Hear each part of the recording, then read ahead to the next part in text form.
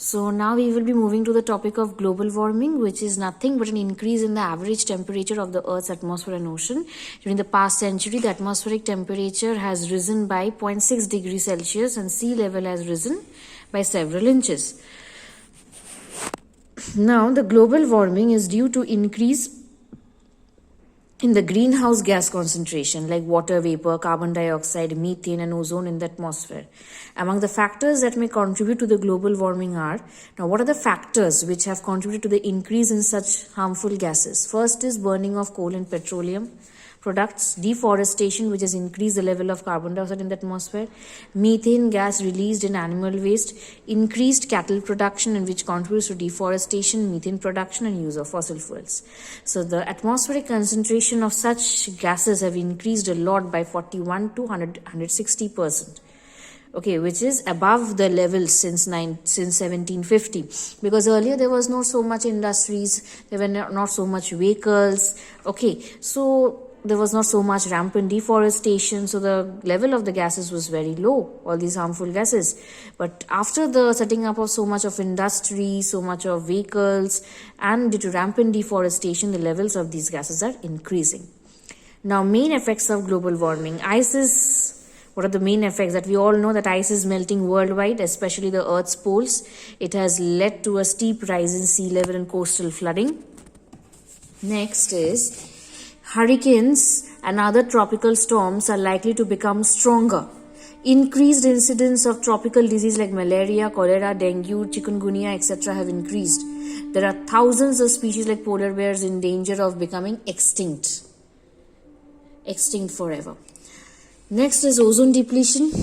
Ozone depletion refers to destruction of the ozone layer due to presence of chlorine from man-made CFCs and other forces. So that we all know, depletion of ozone layer due to CFCs. Now the problem of ozone depletion is caused by high levels of chlorine compounds in the stratosphere. The origin of these compounds is CFC, which is used as cooling substance in AC and refrigerators, aerosol propellants and bromofluorocarbons, which is used in fire extinguishers. So the problem of ozone depletion is due to what? Due to high levels of chlorine, okay, in the stratosphere. The origin of these compounds is from where? CFC, which is used in AC and refrigerator. That is why it is always said to use less of it. So it is coming from AC and refrigerators, aerosol propellants and bromofluorocarbons, which is used in fire extinguishers. So these are the main sources of these things. Main effects are, more ultraviolet radiation comes to Earth. What happens? Ozone layer protects us from this UV rays. So when it is getting depleted, so more UV rays coming to the Earth.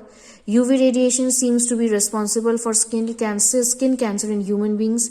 UV radiation lowers production of phytoplankton, which affects other aquatic organisms because they do not get anything to eat. UV radiation can also influence the growth of terrestrial plants. Now we will come to the Montreal Protocol. As ozone layer prevents most harmful wavelengths of ultraviolet light from passing through the Earth's atmosphere, its depletion has generated worldwide concern. It has led to adoption of the Montreal Protocol. Now, as I said, ozone layer prevents the entering of the UV rays. Now, depletion of this ozone layer has generated concern among the people. Then what should be done, as the UV rays are entering the Earth's surface and it is affecting us? So that is why Montreal Protocol was adopted. Now, what is this protocol? It is a historical treaty designed by the members of United Nations to protect the ozone layer by phasing out CFC, which is supposed to be the main reason for ozone depletion. So, as I said, CFC is the main reason. Chlorofluorocarbons are the main reason for ozone depletion. So, it is a treaty designed by the members of UN to protect the ozone layer by phasing out CFC. Under the protocol, all the members agreed to freeze the consumption and production of CFC by year 2013. India signed the protocol along with London Amendment on 17th 1992. The protocol has significantly reduced the burden of CFCs in the stratosphere, and it has also helped in recovery of ozone. So Montreal Protocol is very, very important.